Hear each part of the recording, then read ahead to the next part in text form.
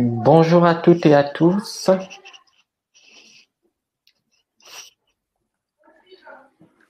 Bonjour Céline, bonjour Ghislaine, bonjour Marie, Bonjour à bonjour tous. Maïva, bonjour Hélène.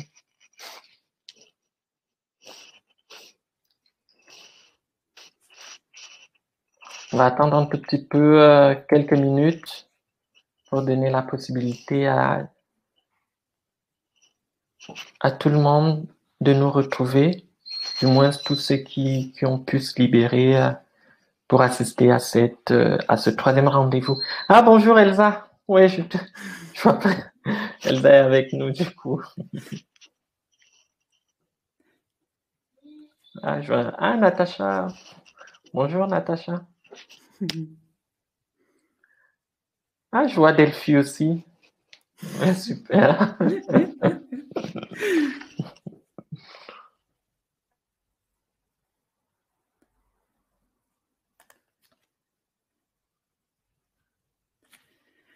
Super, on va laisser le temps à tout le monde d'arriver. Encore 2-3 petites minutes. Bertrand nous a quittés puis nous a rejoints. Oui. J'ai eu un petit souci. Bon, Hélène, on attend on attend. Je pense que tu peux lancer. On peut y aller. Merci à tous, hein, bienvenue à chacun à ce nouveau rendez-vous mensuel Vitalform.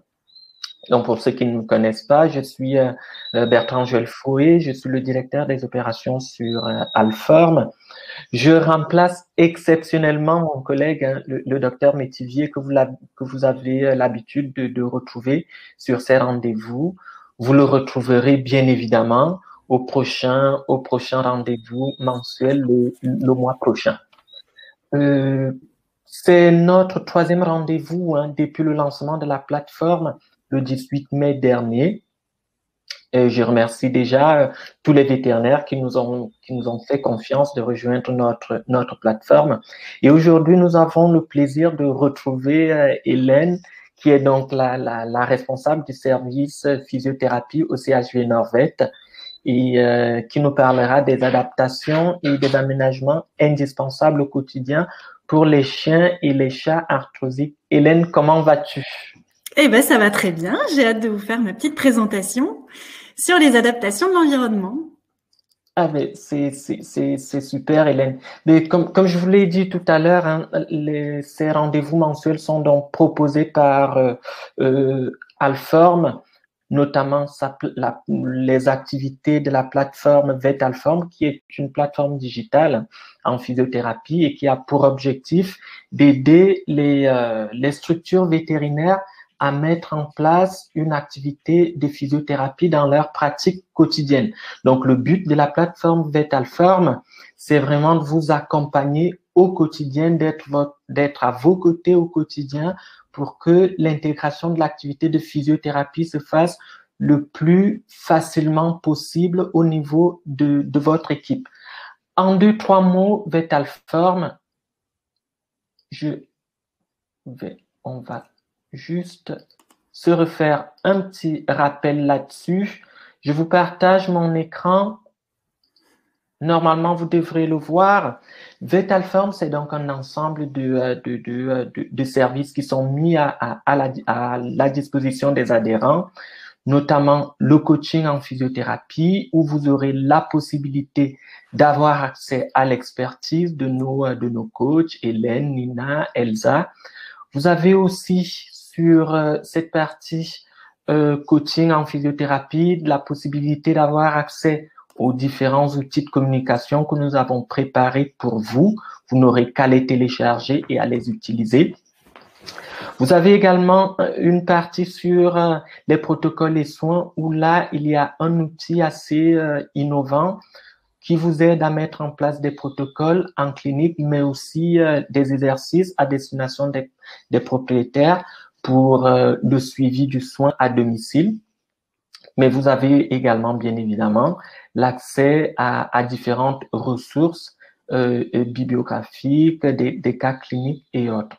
Vous avez également de la documentation mise à la disposition que vous retrouverez sur la plateforme, notamment des articles scientifiques qui ont été lus par nos vétérinaires, notamment, par exemple, cette étude comparative de 2 protocoles de physiothérapie dans le traitement de l'arthrose du chien.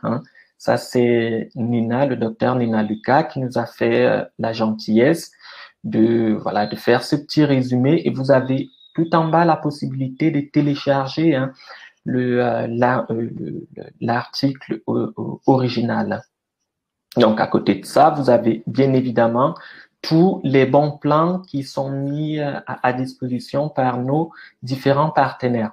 Donc, la plateforme Vetalform, c'est vraiment la plateforme qui vous permet au quotidien d'avoir les ressources et les outils qui vous permettront de mettre en place efficacement une activité de physiothérapie et notamment de prendre en charge de façon efficace les cas d'arthrose qui vous arrivent au quotidien dans vos structures.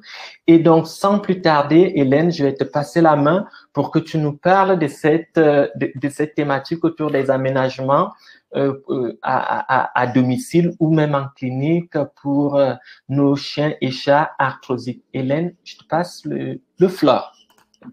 Parfait. Alors, normalement, tout le monde doit voir ma diapositive là maintenant. Si vous pouvez juste me confirmer par le chat que vous voyez bien. Parfait. Alors, du coup, aujourd'hui, on va parler des chiens et chats arthrosiques qui représentent une très grande partie des patients qu'on voit en rééducation. Donc ça, c'est très important et je pense que même en clientèle classique, on en voit énormément. Il y a plus de 1 chien sur 5 qui présente de l'arthrose. Donc c'est une pathologie qui est très, très présente au quotidien. Et on va voir comment conseiller les propriétaires sur l'aménagement et les adaptations à faire au quotidien. Voilà, moi je me présente rapidement, donc je suis le docteur Hélène Tiberghien. J'ai été diplômée d'Alfort en 2012, j'ai fait ma thèse sur la rééducation. Ça a été tout de suite un gros coup de cœur, la rééducation. C'est vrai que j'ai été impressionnée de voir tous les résultats qu'on arrivait à avoir sur des pathologies même chroniques, même dans lesquelles, avec la pratique classique, on avait un petit peu de mal à améliorer. C'est vrai qu'avec la rééducation, ces pathologies-là, on arrive vraiment à bien les prendre en charge. J'ai passé le DO de physiothérapie d'Alfort. Et voilà. Et du coup, moi, je suis responsable du centre de physiothérapie dans le centre hospitalier vétérinaire Norvet, qui est à Lille. Et on a vraiment un plateau technique qui est très complet. Donc, on a la chance d'avoir une grande salle. Je dis on parce qu'on est 2 avec mon assistante Delphi. Et on a à peu près tout ce qui se fait en rééducation. Donc, on a de l'hydrothérapie qui se fait par piscine ou par tapis immergé. On a du laser. On a une plateforme iMove pour travailler la proprioception qui est super intéressant. On a de la cryothérapie gazeuse, de l'électrothérapie et évidemment tout le petit matériel qu'il faut pour faire des exercices actifs, des massages. Et puis, on a évidemment nos mains pour faire les massages, les mouvements passifs, etc. Voilà. Donc, des petits rappels sur l'arthrose. Je pense que c'est clair pour tout le monde. On passe rapidement. C'est vraiment pas le but de cette présentation aujourd'hui. Donc, pour rappel, l'arthrose, c'est une pathologie dégénérative de l'articulation. Donc, on va avoir une dégénérescence du cartilage qui se met en place. Ça se met en place suite à des contraintes excessives qui sont appliquées sur l'articulation. Donc, soit des forces normales qui sont appliquées sur une articulation anormale, par exemple une articulation dysplasique, une mauvaise congruence articulaire ou sur des suites de fractures. Ou alors ça peut être aussi des contraintes excessives, donc une force anormale qui est appliquée sur une articulation normale. Donc par exemple avec du surpoids qui va du coup faire plus de poids sur l'articulation de façon régulière, ou alors des traumatismes, des chocs un petit peu trop importants. Tout ça, ça va venir fragiliser les chondrocytes, ça va venir les dégrader. Et en se dégradant, ces petits chondrocytes, ils vont générer de l'inflammation par le biais de plein de petits messagers, hein, par le biais des interleukines, des métalloprotéases, des prostaglandines, des collagénases. Et donc, tout ça, ça va faire que dans l'articulation, on a énormément de médiateurs de l'inflammation qui se mettent en place, qui vont déclencher une synovite et donc évidemment de la douleur qui va être associée. Voilà. Et en conséquence, on va avoir un cercle vicieux arthrosique qui va se mettre en place. Ça, je pense que tout le monde le connaît, je le redis parce qu'il est vraiment important. Mais donc, c'est l'inflammation de l'articulation. Cette inflammation, elle va créer de la douleur. Cette douleur va faire qu'on a un animal qui va moins bouger, qui va être plus enclin à rester statique, donc avec une mobilité réduite, une ankylose, une diminution de l'amplitude articulaire. Cette diminution de la mobilité, elle va engendrer une fonte musculaire, donc une perte du volume et de la force musculaire, ainsi qu'une prise de poids. Tout ça va faire qu'on a moins de soutien au niveau de l'articulation, donc plus de micro-mouvements qui vont se faire, plus de petits traumatismes qui vont se faire sur l'articulation, qui est moins soutenue. Et tout ça va recréer de l'inflammation. Et donc, on a vraiment ce cercle vicieux arthrosique qui se met en place et qu'on va essayer de casser pour avoir les meilleurs résultats possibles et offrir un confort le plus important possible aux animaux arthrosiques. Petit rappel également, donc l'arthrose va déclencher plutôt des boiteries à froid, donc de la douleur, de l'ankylose, de la fonte musculaire, on en a parlé. Donc des difficultés pour de nombreux mouvements du quotidien, donc, par exemple des difficultés à se lever, c'est plutôt le matin au réveil, hein, les gens décrivent plutôt des difficultés le matin au réveil. Par temps froid et humide, même s'il y a vraiment aucune étude précise qui a révélé qu'il y avait plus de boiterie et plus de douleur pendant les temps froids et humides, mais empiriquement, c'est ce qui se dit sur l'arthrose. Des difficultés sur les sols glissants, hein, comme ils ont moins de force, dès que ça va glisser un petit peu, ils vont être beaucoup moins confortables. Dans des cas plus avancés, des difficultés carrément à marcher ou à courir. Et des sauts qui vont être à la fois plus difficiles et qu'on va chercher aussi à éviter parce que ça a tendance à être un petit peu trop violent pour ces articulations fragilisées avec l'arthrose. Autre chose très importante, c'est que sur l'arthrose, on va avoir des alternances de phases. Donc, il va falloir bien réagir pendant ces différentes phases pour pas aggraver. Donc, c'est-à-dire que l'arthrose va être par crise. Donc, on va avoir des crises où le chien va être beaucoup plus douloureux, va avoir plus de mal à se lever, donc avec une inflammation qui est beaucoup plus marquée. Dans ces phases-là, on va préférer plutôt du repos, pas forcer l'activité, des antidouleurs, etc. et attendre quelques jours que la crise passe. Ça sert à rien d'aller essayer de faire plein d'exercices sur un chien qui est hyper douloureux. Il faut d'abord calmer la douleur et après remettre doucement en mouvement. Et quand on est dans une phase plutôt d'accalmie, donc avec une douleur qui peut être toujours présente, hein, il y a des chiens qui sont douloureux tout le temps, mais quand on a une douleur qui est un peu plus acceptable, qui est pas en crise, là on va plutôt gérer en essayant de faire un exercice qui va être régulier, progressif et non traumatique. Hein, c'est vrai que souvent on a beaucoup de questions sur des chiens arthrosiques, les propriétaires savent pas trop ce qu'ils ont le droit de faire, pas le droit de faire. Moi je dis souvent essayer de faire un maximum d'activités sans que ça déclenche de boiterie exacerbée. C'est-à-dire que si un chien est capable de tenir 10 minutes de promenade, bah c'est tout, il fait ses 10 minutes de promenade. Si jamais il est capable d'en tenir 20 ou 30, eh ben super, tant mieux. Mais l'idée, ça va être d'essayer d'augmenter progressivement la durée pour voir jusqu'où il est capable d'aller. Parce que c'est dommage de faire que 10 minutes de promenade sur un chien qui serait capable d'en faire 20 ou 30. Je dis également de préférer plusieurs petites balades plutôt qu'une grosse et d'essayer d'être le plus régulier possible. C'est-à-dire, on va éviter l'activité en dents de scie de faire 5 minutes de promenade tous les soirs de la semaine et puis le week-end, hop, on part 1h30 en promenade dans les champs. Ça, c'est vraiment à éviter. C'est le meilleur moyen de déclencher les crises d'arthrose. Voilà, donc un exercice régulier, progressif et non traumatique. Voilà. La gestion classique, quand on a un cercle vicieux arthrosique comme ça qui s'est mis en place, c'est de mettre des anti-inflammatoires, des antidouleurs. Donc, en fait, en diminuant la douleur, l'inflammation, on va ralentir ce cercle vicieux arthrosique. Mais c'est vrai que en rééducation, on peut faire encore plus que ça. Hop. En rééducation, on peut faire tout ça. C'est-à-dire qu'on peut vraiment agir sur sur toutes les parties de ce cercle vicieux. Donc, on peut agir au niveau de l'inflammation, on peut agir au niveau de la douleur aussi, mais on va agir aussi sur tout ce qui va être restauration de la mobilité avec des petits exercices, des mobilisations, la thermothérapie. On va agir aussi sur la fonte musculaire, on va leur faire reprendre du muscle, perdre du poids, donc avec tout ce qui va être mis en mouvement et avec les exercices. Et on va augmenter le soutien de l'articulation avec les exercices proprioceptifs, les exercices actifs. Et on voit vraiment sur cette diapo que avec une gestion en physiothérapie de l'arthrose, on a une gestion qui est beaucoup plus globale et qui du coup va apporter vraiment des améliorations sur le long terme et de façon beaucoup plus globale.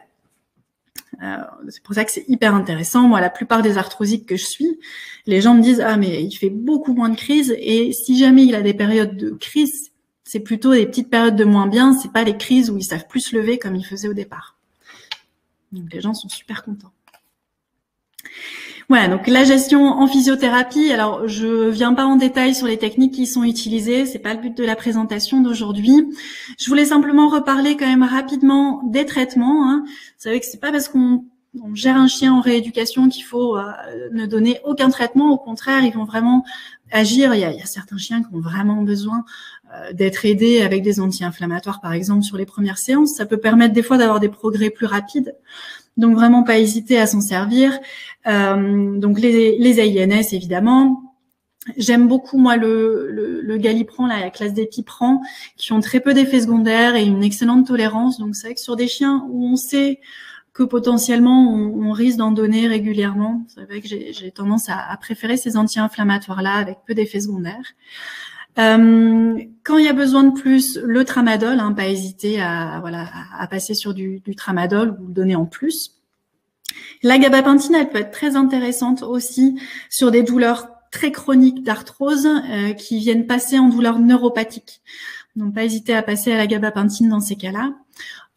Tout ce qui va être complément alimentaire, les chondroprotecteurs, les oméga 3, oméga 6 sont également intéressants sur des cas peu avancés. La phytothérapie, les huiles essentielles, des nouvelles thérapies également très intéressantes, les anticorps monoclonaux. Moi, c'est vrai que j'ai eu vraiment des bons retours sur ces injections qu'on fait une fois par mois, là, qui sont sorties il y a quelques mois. Donc, pas hésiter à le proposer aussi. Les injections intra-articulaires, ici au centre hospitalier, on fait beaucoup d'injections de PRP. On avait testé aussi les cellules souches qui avaient de bons résultats également. Voilà, il faut simplement endormir l'animal. C'est un acte qui est peut-être un petit peu plus invasif que les autres, mais qui peut aussi vraiment présenter des bons retours. Donc, pas hésiter à proposer et en discuter tranquillement avec les gens, voir ce qu'ils ont envie et ce qui serait adapté pour leur animal. Et enfin, super important, tous les conseils que vous allez pouvoir donner pour adapter l'environnement et le mode de vie du chien pour essayer de gérer le mieux possible les périodes où il est moins bien et le mieux possible quand il est un peu mieux, d'augmenter sur le long terme. Voilà. Alors, quand on pense, je vois que j'ai une petite question PRP sur l'arthrose. Ouais, sur l'arthrose, ils font des injections de PRP. Ouais, tout à fait.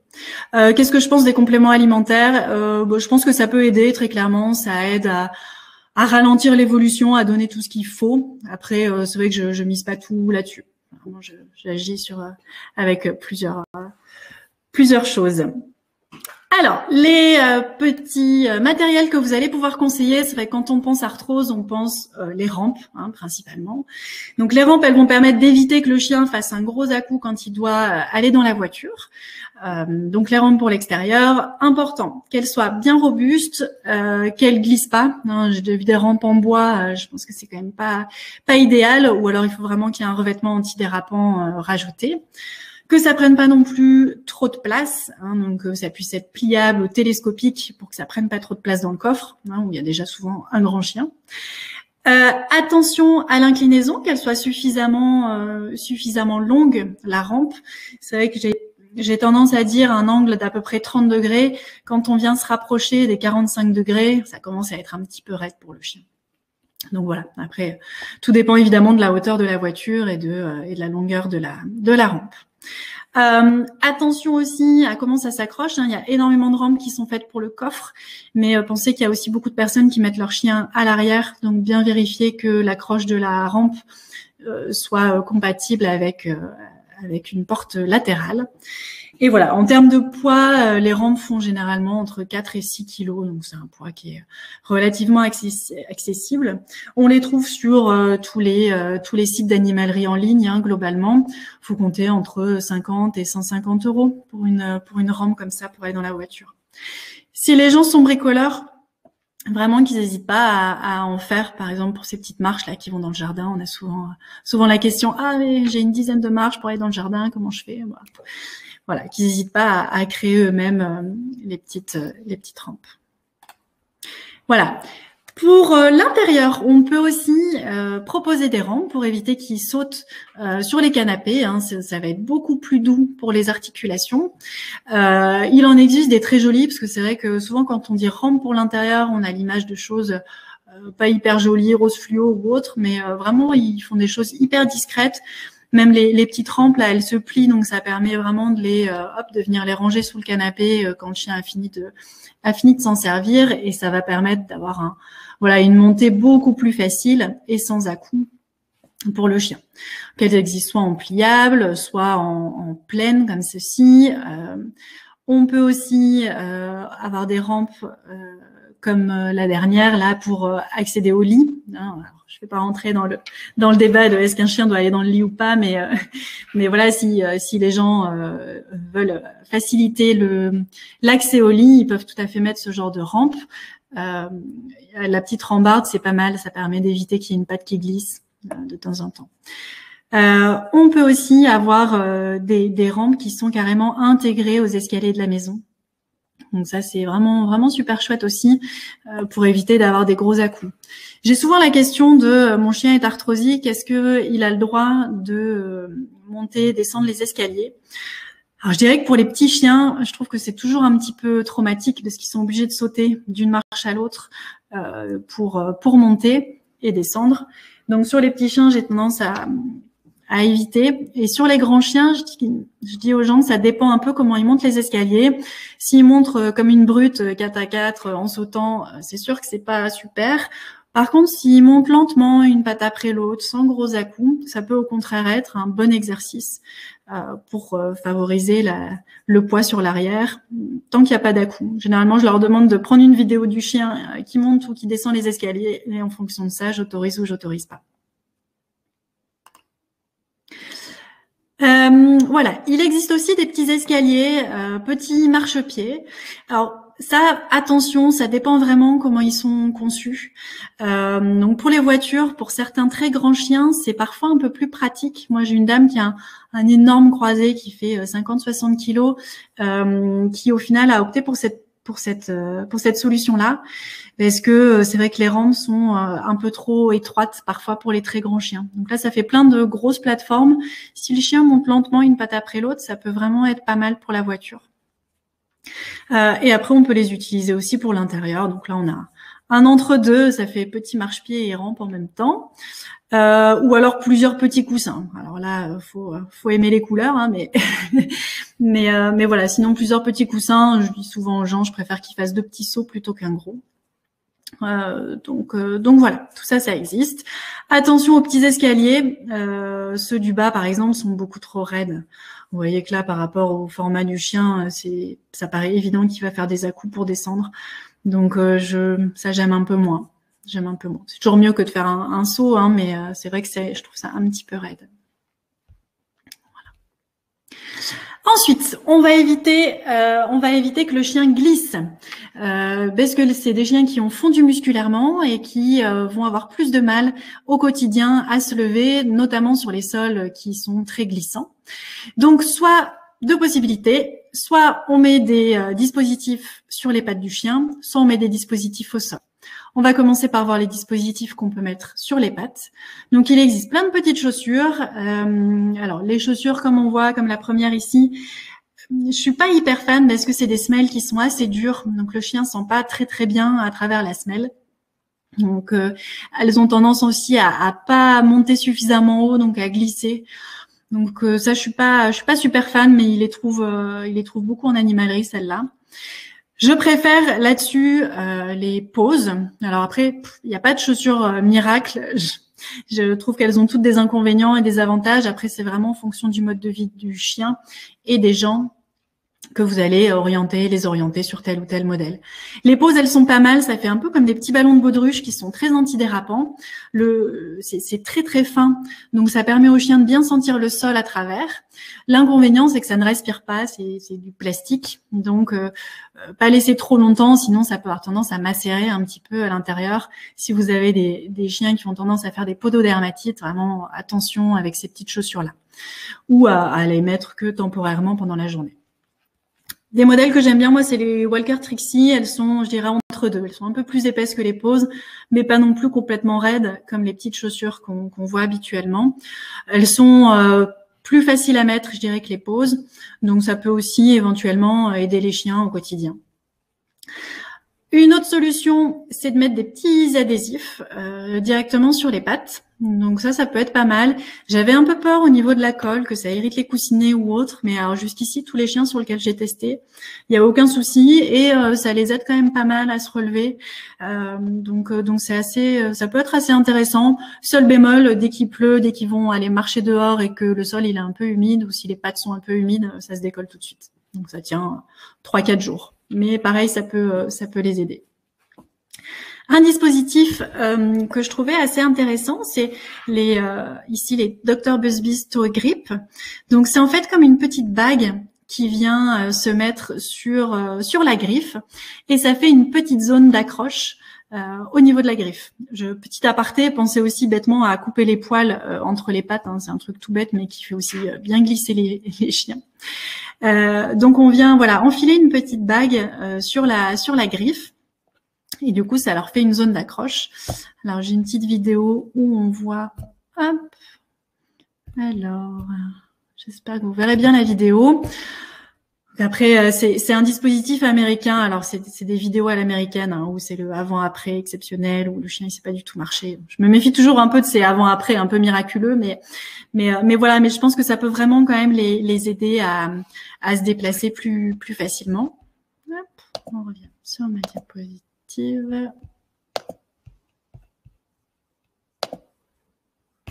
Voilà.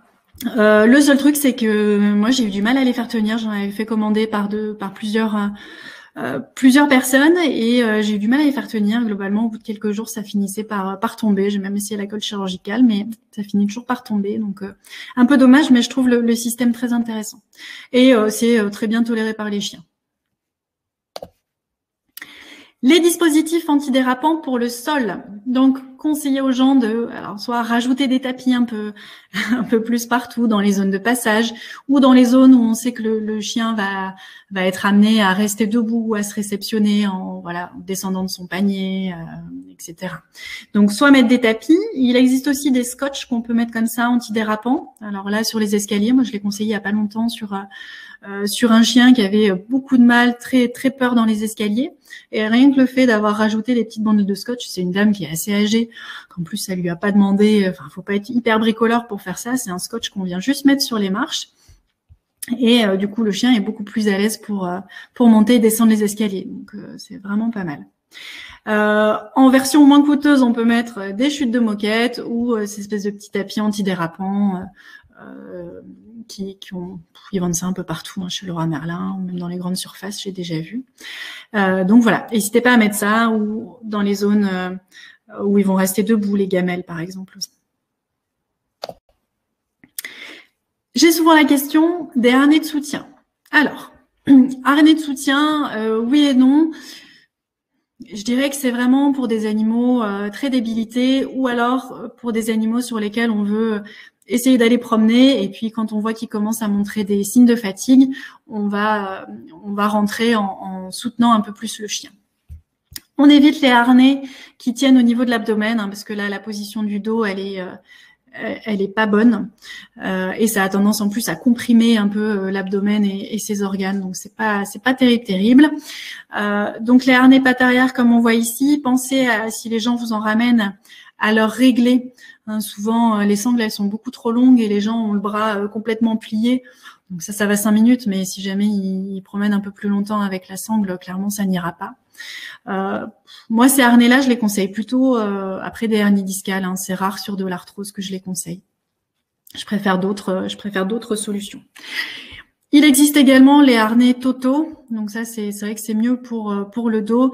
L'idée, c'est vraiment d'avoir un dos droit et voilà les pattes vraiment dans un rectangle au sol pour avoir une position la plus droite possible.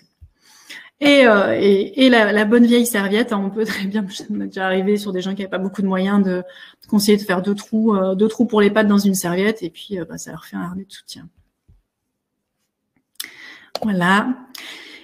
J'ai aussi souvent les questions pour les attelles. Alors, pareil, moi, les attelles, c'est pas sur l'arthrose, globalement, que je vais les conseiller. Alors, sauf les attelles thermiques. Donc, ça, c'est les thermocarpes et thermotarses.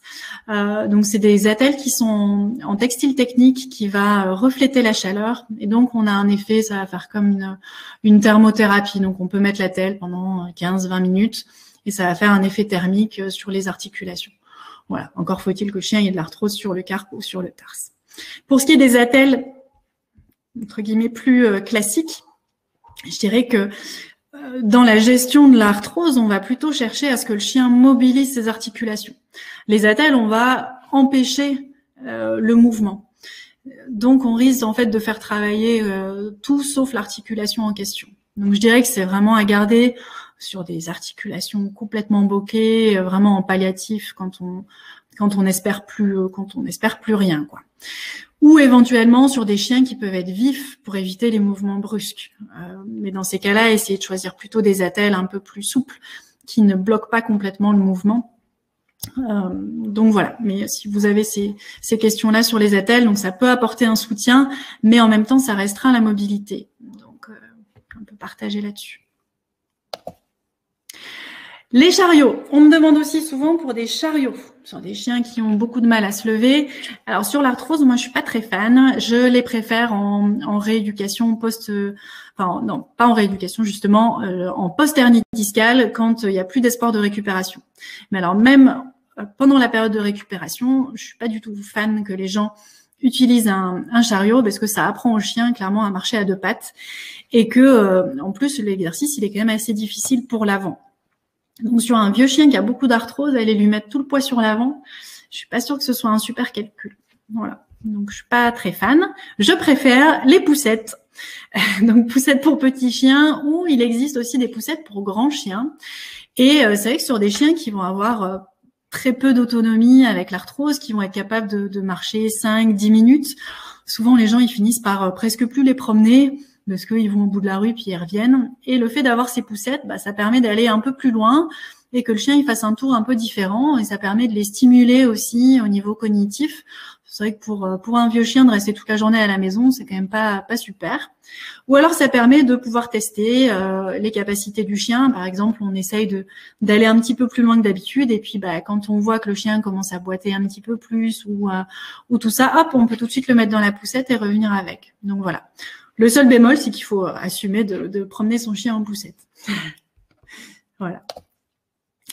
Pour ce qui est des couchages, pareil, on va essayer de favoriser des couchages plutôt doux, donc on évite qu'ils se couchent sur le sol, plutôt dans des paniers, l'idéal étant des matelas à mémoire de forme pour avoir le dos le plus droit possible. Vous savez que je le conseille souvent et les gens me disent qu'ils ont l'impression que leur chien dort mieux et se réveille un peu plus rapidement le matin.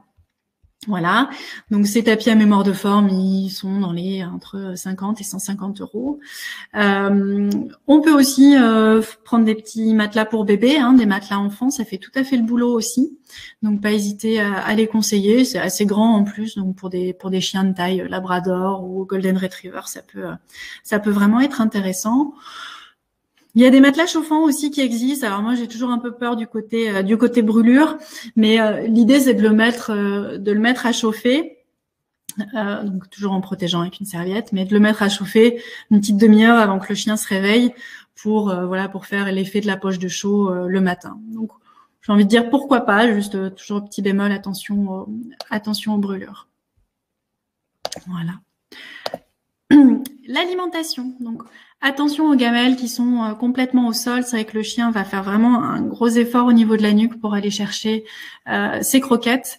Donc, on va essayer de relever les gamelles pour que le chien ait une position, ou le chat, hein, je dis chien, mais ça peut être chat, et une position la plus physiologique possible avec vraiment la tête dans l'axe. Donc, en hauteur et si possible un petit peu incliné. Voilà, il existe pas mal de modèles et pour chien et pour chat. Attention, ça c'est une photo que j'ai vue sur un site qui vendait des gamelles en hauteur. Là, quand on voit ce pauvre Rottweiler, là pour le coup, c'est trop haut. Il a la nuque complètement fléchie. Enfin, c'est pas terrible. Donc voilà, vraiment que le chien il ait la position la plus physiologique possible. Et pensez à conseiller les gamelles anti-gloutons. C'est vrai que je l'ai pas rappelé dans l'arthrose, mais l'obésité, ça augmente le risque par 3,5 de développer de l'arthrose. Donc, on veut des animaux qui soient sveltes. C'est-à-dire que on veut même pas qu'ils soient à leur poids de forme, on recommande même qu'ils soient plutôt 10 à 20% en dessous du poids de forme. Donc, même un petit peu maigre pour gérer le mieux possible leur arthrose. Donc, pensez aux gamelles anti-gloutons pour éviter que le chien ne mange trop vite. Voilà. Et une dernière chose qui fait sourire aussi un petit peu, c'est vrai que quand je conseille des manteaux, les gens ils ont toujours en tête le petit Yorkshire avec son petit manteau kitschou. Mais franchement pour des grands chiens, ils font maintenant des modèles qui sont tout à fait passe-partout. Et c'est vrai que par temps froid et humide, des fois ça peut bien les aider. Moi je l'ai conseillé. J'ai pas mal de gens qui m'ont dit que la promenade se passait mieux quand ils avaient leur manteau et qu'il faisait vraiment un peu plus froid et humide.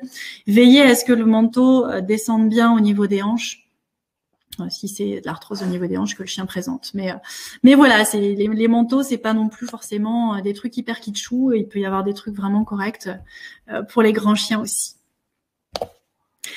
Voilà un peu toutes les adaptations et toutes les petites choses que vous pouvez conseiller. Donc, il y a les rampes, mais il y a aussi plein d'autres choses. N'hésitez pas à en parler pendant vos séances de rééducation parce que ça fait vraiment partie du quotidien et de tout ce que vous pouvez conseiller. Voilà, merci pour votre attention. Je vais repasser la parole à Bertrand. Alors, je regarde juste si j'ai des petites questions. Alors, chaussures antidérapants adhésifs toe grip, qu'est-ce qui est le mieux toléré? Alors, les toe grip, ils étaient super bien tolérés, juste ça tient pas très longtemps dans le temps. Pareil pour les antidérapants adhésifs, on peut aussi faire découper les gens pour faire une zone adhésive sur chaque doigt. Voilà. Et après les chaussures, plus ça va être léger, mieux ça va être toléré. Hein. Plus ça va être léger et fin, mieux ça va être toléré. Voilà. J'ai une petite remarque, ce qui est bien, c'est aussi les gilets nautiques qui sont plus centrales. Je pense que c'est pour la poignée, pour soulever. Ouais, je pense qu'effectivement le dos doit être un peu plus droit avec ces gilets-là. Et voilà, et les manteaux back on track, ouais, c'est super aussi. Ouais, ça peut être super aussi. Je les ai déjà vus les manteaux. Je pense que d'ailleurs sur le berger australien, c'était un back on track, il me semble. Et voilà. Et après, tout ce qui est complément, non, j'ai jamais essayé les antidérapants sur les chats. Pourquoi pas? Je suis un peu plus, sceptique, mais pourquoi pas? Pourquoi pas? Et en complément pas cher, curcuma, poivre. Alors, moi, j'ai pas de connaissances en phyto, donc je m'aventurerai pas à conseiller ça. Mais c'est vrai que j'ai souvent des gens qui me parlent de curcuma. Voilà. Parfait. Merci Hélène pour toutes ces infos. On va passer rapidement en quelques minutes. Hein. On l'a bien vu en physiothérapie et on le sait. L'arthrose c'est effectivement l'une des pathologies qui fait partie de votre quotidien aussi, Hélène. Et comme je l'ai dit depuis le début, nous Alform, l'objectif c'est vraiment d'accompagner le plus possible les structures vétérinaires à mettre en place une activité de physiothérapie et avoir comme ça une prise en charge plutôt globale. Parce que comme l'a dit Hélène, l'arthrose, en fait, c'est pas que une seule technique finalement. C'est plusieurs choses qu'il faut associer pour optimiser la prise en charge. Donc aujourd'hui, Alform, nous on propose un programme d'accompagnement des structures qui souhaitent vraiment mettre en place une activité de physiothérapie, et cet accompagnement va au-delà de la formation, au-delà des webinaires qu'on peut vous proposer lors de nos rendez-vous mensuels. L'idée, c'est vraiment de vous accompagner et d'être au plus proche de vous. Donc, la solution, nous, c'est vraiment aujourd'hui une solution tout en un où on va vous proposer du conseil en amont pour que votre prise de décision soit optimale, de la formation, des outils et de l'accompagnement. Et comme je l'ai dit, sur du conseil, on va solliciter effectivement nos vétérinaires partenaires, que ce soit Hélène ou Nina, Elsa, Roberta, Sandrine, Anne, pour vous apporter du conseil sur le matériel, sur les équipements, sur les aménagements et la gestion de l'espace, sur l'organisation de votre équipe. Bien évidemment, sur la formation, vous avez accès à nos différents modules de formation en physiothérapie. On vous enverra toutes les informations par rapport à ces modules. Et le plus important, c'est aussi l'accès à nos outils, notamment PhysioAdvice, qui est un formidable outil sur lequel j'aimerais bien qu'on s'attarde un tout petit peu en vous présentant un petit cas qui vous permettra effectivement de voir toute la portée de cet outil assez innovant. Je ne sais pas si vous voyez mon partage d'écran. Hélène, est-ce que mon partage d'écran est bon? Oui, c'est bon. Parfait. Donc, on va prendre un peu le cas d'un protocole qu'on souhaite établir pour un épagnol breton. Donc, là, je suis adhérent à VetAlform. Je clique sur l'onglet protocole et soins. Je clique sur PhysioAdvice. J'arrive ici où j'ai la possibilité de faire de nouveaux protocoles, de proposer des exercices à domicile, de suivre mes clients physio et de mettre à jour mon matériel. Nous, on va proposer un nouveau protocole. Donc, je mets à jour mon matériel, je valide, créer une nouvelle fiche. Donc, on va créer notre fiche pour mousse.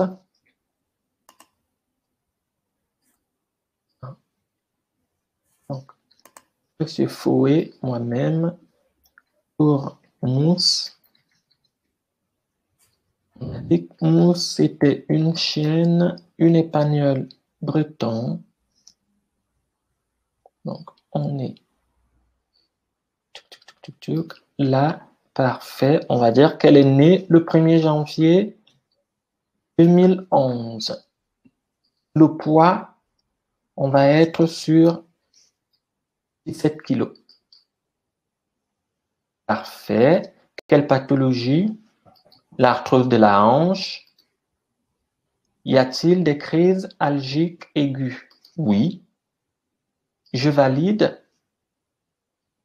Et l'outil nous propose le protocole de soins recommandé en clinique. Donc, clairement, on a ici la possibilité, on a vraiment l'outil qui va vous proposer quelque chose que vous pouvez mettre en place rapidement au niveau de la clinique. Donc, vous n'avez pas besoin de réfléchir très longtemps. L'outil vous propose un certain nombre d'exercices à réaliser en clinique. Et bien évidemment, les exercices ont été proposés par nos vétérinaires, et on voit d'ailleurs là une photo d'Hélène. Oui. Tous ces exercices-là, ils sont bien évidemment adaptés en fonction du matériel que vous avez. Là, en premier, il y a marqué cryothérapie gazeuse. Si dans le matériel que vous avez renseigné au départ, vous n'avez pas de cryothérapie gazeuse, on va vous conseiller plutôt de mettre, par exemple, une poche de froid. Voilà. Tout bêtement, ça s'adapte vraiment au matériel que vous avez en clinique. Voilà.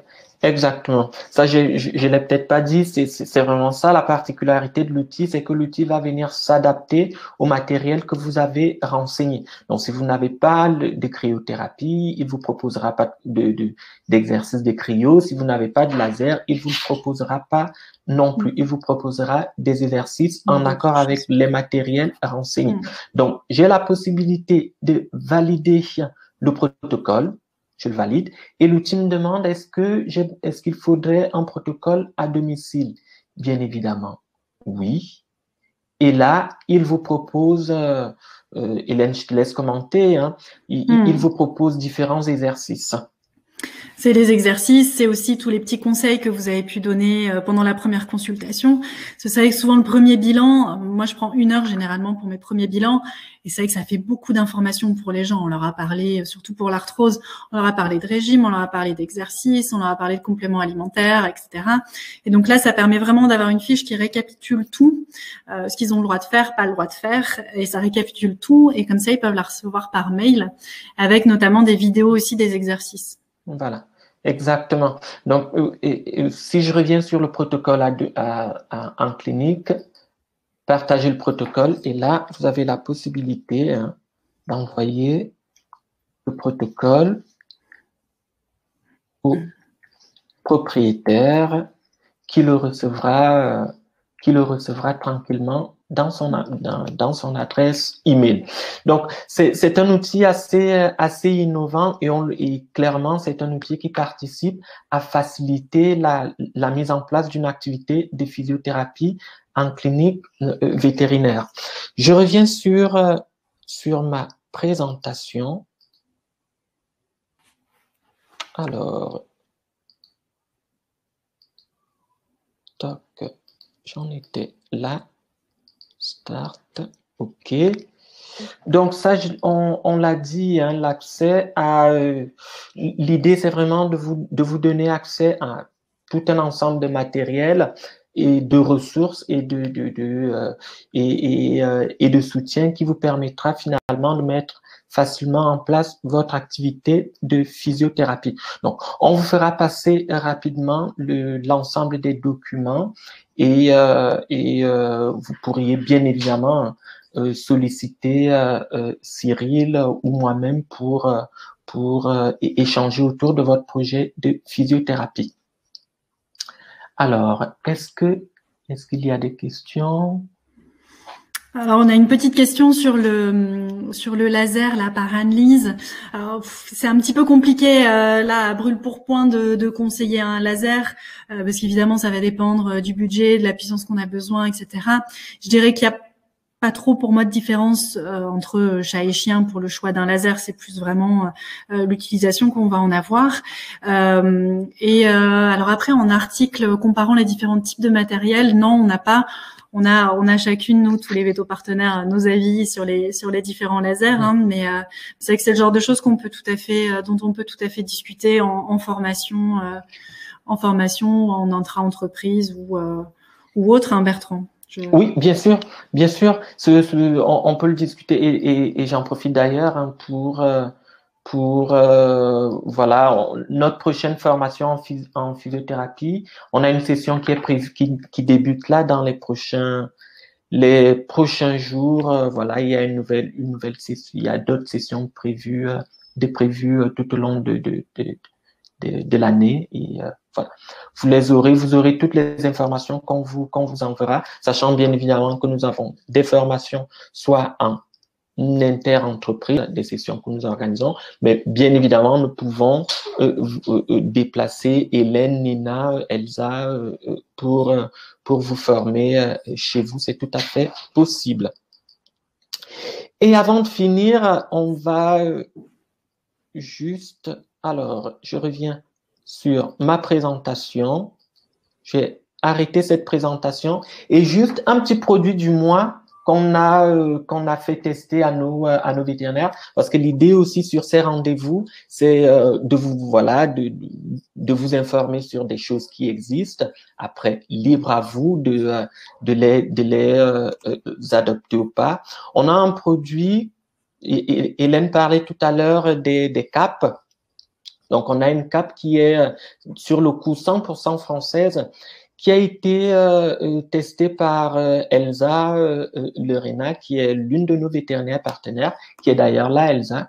Si tu peux juste le confirmer sur le chat. Et les retours que nous en avons eus là-dessus sont plutôt encourageants. Donc vous verrez passer également. L'idée de la CAP, c'est de prévenir, de soutenir et de soulager. Hein. Et globalement, on est sur du chien de sport, on est sur du chien en croissance et sur du chien âgé en perte de mobilité. Hein. Et bien évidemment, ça vient en soutien à de nombreuses pathologies, l'arthrose, la hanche, les hernies discales et bien d'autres.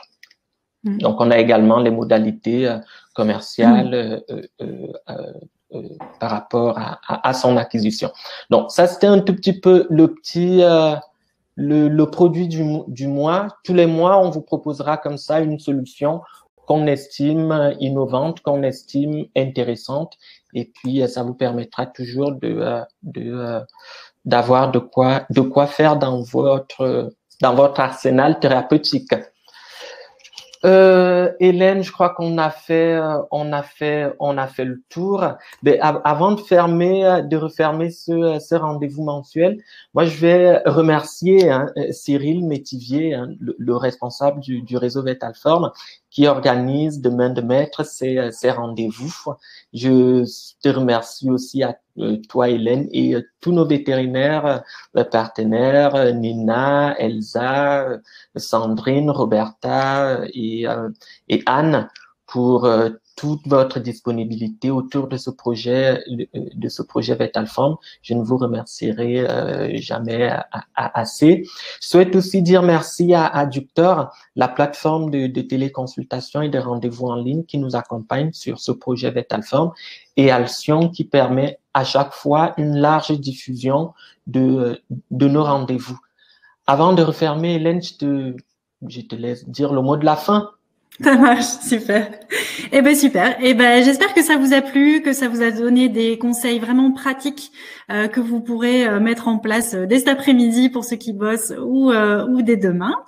Et voilà, et c'est toujours un plaisir pour nous de faire partager la physiothérapie. C'est vraiment une discipline qui est ultra intéressante, qui a des super résultats.